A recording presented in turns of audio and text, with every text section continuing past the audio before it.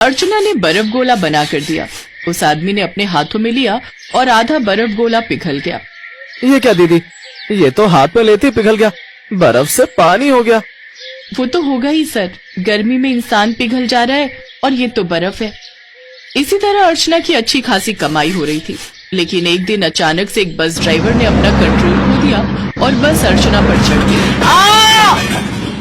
वहीं पर अर्चना की मौत हो गई। उसकी तीनों बेटियां अनाथ हो गईं। अर्चना का पति पहले ही मर चुका था। उसके बाद से अर्चना बर्फ गोला बेचकर घर चलाती थी, लेकिन अब वो भी मर चुकी थी। उसकी तीनों बेटी राधा, मीनू और रानी बस 5 साल की थी।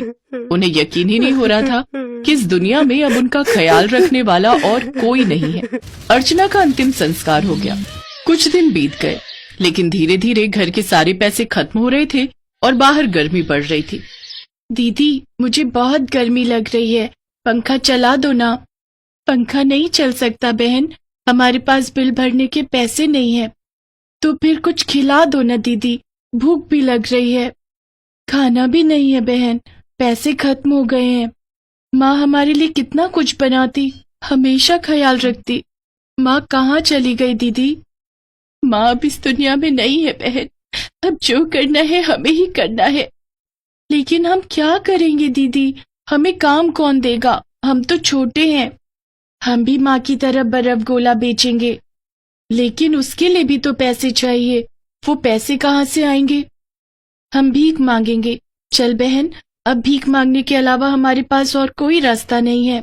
तीनों तपतपाती धूप में भीख मांगने के लिए निकल गए और बस स्टैंड पर जाकर भीख मांगने लगे। साहब, हमारी माँ मर गई है, हमारे पास खाने के लिए कुछ भी नहीं है। कुछ पैसे दे दो ना साहब, कुछ पैसे दे दो ना। लेकिन इतनी गर्मी में पहले से ही लोगों का दिमाग खराब हो रखा था। ऊपर से तीनों को भीख मांगते हुए देखकर वो लोग और भी गुस्सा हो गए। अरे जा यहाँ से, गर्मी में और ज्यादा दिमाग मत खराब कर। लेकिन साहब, हम क्या खाएंगे? हमारे पास तो पैसे नहीं है। अरे कुछ भी खा ले, पानी पीकर पेट भरा ले, मुझे क्या। आजकल तो पानी भी खरीद के पीना पड़ता है। साहब कुछ पैसे दे दो ना साहब, गरीब का भला करो। धूप में भीख मांगते हुए वैसे ही तीनों की हालत खराब हो गई थी। ऊपर से उन्हें ज्यादा पैसा मिला ही नहीं।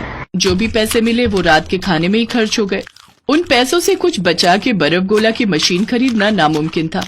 खैर, खाना खाकर तीनों सो गए, लेकिन पंखा नहीं चल रहा था, इसीलिए उन्हें गर्मी बहुत हो रही थी।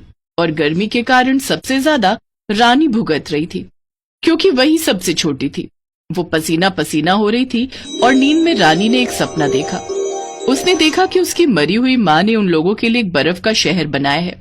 उसके अंदर सब कुछ बर्फ का है, गर्मी का नामो निशान नहीं है। ये सपना देखते हुए रानी मुस्कुरा रही थी। वो खुश थी, लेकिन तभी उसकी नींद टूट गई। सुबह हो गई थी और राधा, मीनू दोनों उठ गई थी। क्या रे रानी, बड़ी मुस्कुरा रही थी, क्या बात है? मैंने एक जादुई सपना देखा दीदी। अच्छा, कैसा सपना? मैंने देखा कि माँ ने हमारे लिए एक जादुई बर्फ का शहर बनाया है। वाह रे रानी, तू तो मस्त सपना देख रही थी। खैर, अब असल जिंदगी में वापस आ, चल भीख मांगने के लिए जाना है। तीनों भीख मांगने के लिए निकल गए। गर्मी दिन ब दिन बढ़ती जा रही थी। राधा, मीनू और रानी ने बस स्टैंड पर जाकर देखा कि वहाँ कोई और बर्फ गोला वाला खड़ा है। अरे, यहाँ तो माँ ठेला लगाती थी, यहीं पर हम ठेला लगाने वाले थे, लेकिन ये नया आदमी कहाँ से आ गया? यही तो होता है बहन, ये दुनिया किसी के लिए नहीं रुकती। हमारे पास तो अभी ठेला लगाने के पैसे भी नहीं है। ऐसे ही वो तीनों भीख मांगते रहे और किसी भी तरह उन्होंने ठेले के पैसे जमा कर लिए। ठेला खरीदने के बाद उनके पास फ्लेवर और बर्फ खरीदने के लिए बस थोड़े से ही पैसे बचे थे। वो बर्फ खरीदने के लिए गए, लेकिन बच्ची देखकर एक आदमी ने उन्हें खराब बर्फ पकड़ा दिया।